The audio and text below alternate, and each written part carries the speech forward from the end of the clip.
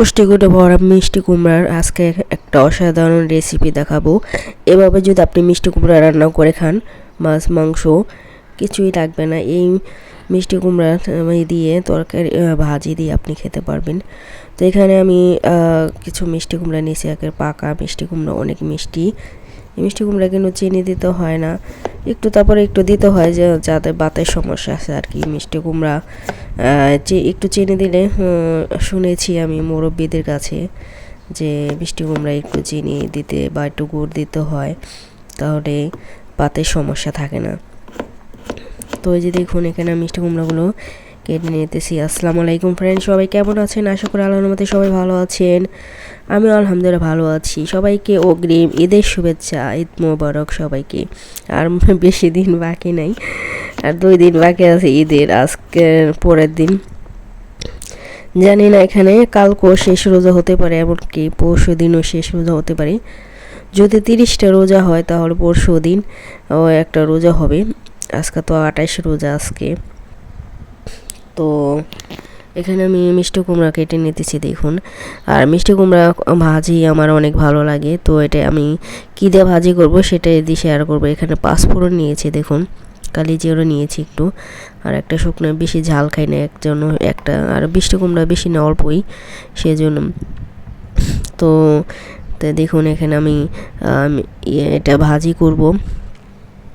এটা আমি কিভাবে ভাজি করি সবাই দেখতে থাকুন। অনেক সহজভাবে, বেশি অল্প মশলায় যদি আপনি মিষ্টি কুমড়া রান্না করেন, তাহলে বেশি মশলা দিলে ভাজি ভুজি বেশি ভালো লাগে না, ভাজি অল্প মশলায় ভালো লাগে।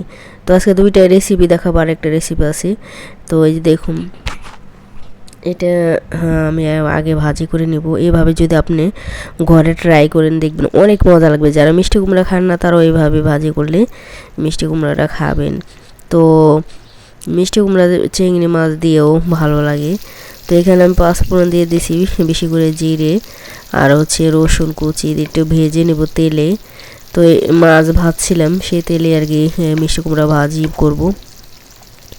তো এখন এগুলো ভেজে নিব ভালো করে, ভেজে তারপরে আমি এখানে মিষ্টি কুমড়া রেখে দিয়েছি নিচে দেখুন। আর পেঁয়াজটা একটু পরে ভাজবো, আগে রসুন আর জিরেগুলো শুকনো ভেজে নিলাম, তারপর পেঁয়াজটা পরে দিয়ে দিব।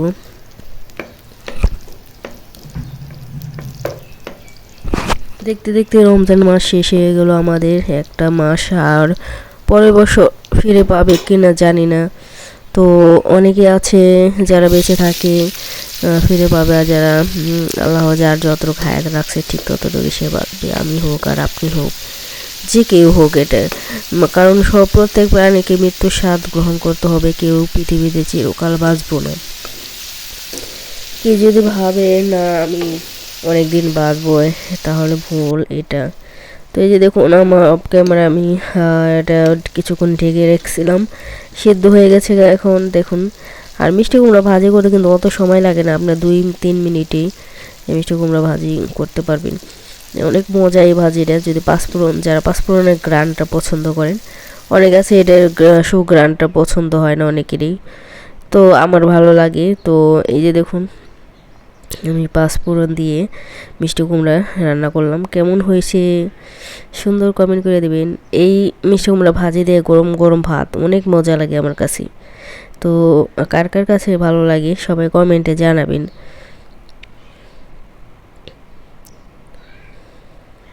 তো হয়ে গেছে দেখুন। আরেকটা রেসিপি তৈরি করবো, এটাও ভিটামিনে ভরপুর। কচু শাক রান্না করবো আজকে। আমি কচু শাক আগেই মানে আগে এটা ফ্রোজেন করে রাখছিলাম ফ্রিজে, বরফ করে, মানে সেদ্ধ করে পানি ঝরিয়ে তারপরে ডিপ ফ্রিজে রেখে দিয়েছি। আর এখন এটা আমি চিংড়ি মাছ দিয়ে রান্না করব। তো এখানে তেল দিয়ে দিলাম, শুকনো মরিচ দিয়ে দিব এখন দিলাম।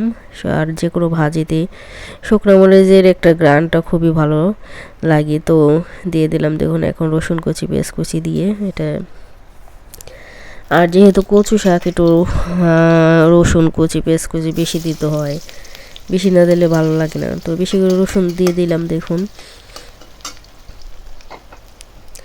আর এটা আমাদেরই মানে কচু শাকটা আমাদেরই পাইয়া বাগানের। তো এই যে দেখুন এখন এটা ভাজা হয়ে গেলে আমি পেঁয়াজটা ভেজে দিব। রসুনটা আগে ভেজে নিব ভালো করে, রসুন দিলে বেশি মজা হয়।